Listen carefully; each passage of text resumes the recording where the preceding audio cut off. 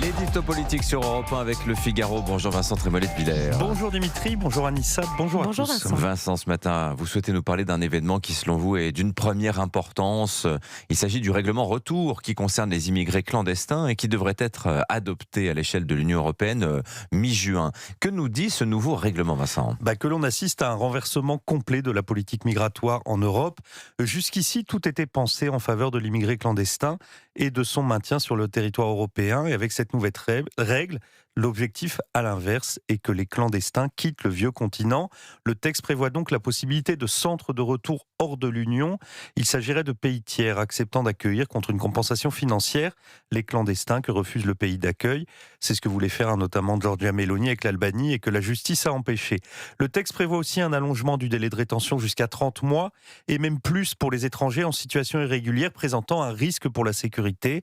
En France, ce délai n'est que de 3 mois, sauf pour les cas de terrorisme, où il peut s'étendre à 7 mois. L'Europe deviendrait donc plus sévère que la France sur les questions migratoires. Et il s'agit enfin d'un règlement, c'est-à-dire qu'il s'applique aux pays membres, à la différence des directives qui exigent une transposition dans le droit national. C'est le député François-Xavier Bellamy qui a porté cette révolution copernicienne. Loin des minables chicayas partisans, l'ancien professeur de philosophie a livré une éloquente leçon de politique. Alors, quelle est, selon vous, cette leçon du professeur Bellamy ? Elle est aussi vieille que la fable. Impatience et longueur de temps font plus que force ni courage. Bellamy est à la tête d'une toute petite délégation, celle des LR, 6 députés au Parlement européen, mais il est membre d'un groupe puissant, le BPE. Ce groupe avait l'habitude de voter avec les centristes, les macronistes et les sociodémocrates. Mais pour faire adopter ce règlement retour, Bellamy a assumé un renversement d'alliance en allant sans complexe demander les soutiens de tous les partis à la droite du Parlement européen. Marine Le Pen était contre, Bardella est devenu pour. Giorgia Meloni et les groupes de Marion Maréchal et Sarah Knafo ont soutenu le projet. Alors la gauche a crié à l'union des droites, les macronistes ont dénoncé une faute morale, les philippistes ont préféré s'abstenir. Et maintenant, tout le centre se félicite de cette future adoption. Nathalie Loiseau, qui s'est donc abstenue, revendique désormais cette victoire. Les ministres Laurent Nunez et Benjamin Haddad affichent leur soutien. Tous célèbrent le succès d'un texte qui repose sur une stratégie que les mêmes réprouvent.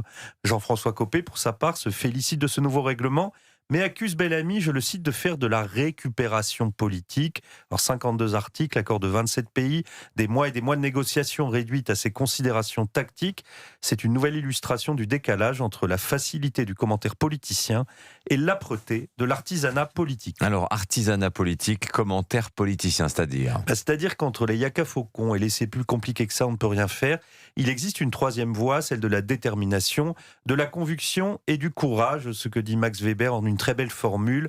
La politique consiste en un effort tenace et énergique pour tarauder des planches de bois dures. Au milieu de ces préliminaires de campagne un peu affligeants, Bellamy rend un grand service à Bruno Retailleau en plaçant les tenants autoproclamés du cercle de la raison, c'est-à-dire Gabriel Attal et Édouard Philippe, devant leurs contradictions et leur pusillanimité. Bellamy fait la preuve qu'il n'y a pas de fatalité sur les sujets migratoires, que l'alternance est possible, mais que pour battre la gauche, il faut commencer par obtenir le soutien des voix qui viennent de la droite et aussi de la droite. C'est aussi simple que le bon sens et ça devrait faire réfléchir tous nos intelligents qui lui préfèrent la bêtise sophistiquée. L'édito politique sur Europe 1. Merci Vincent Trémollet de Villers. À la une du Figaro ce matin, Vladimir Poutine fragilisé par la guerre en Ukraine. Merci Vincent, bon week-end à lundi. Il est 7h54, excellent vendredi à l'écoute d'Europe 1 matin avec Dimitri Pavlenko jusqu'à 9h. Nous sommes le vendredi 5 juin.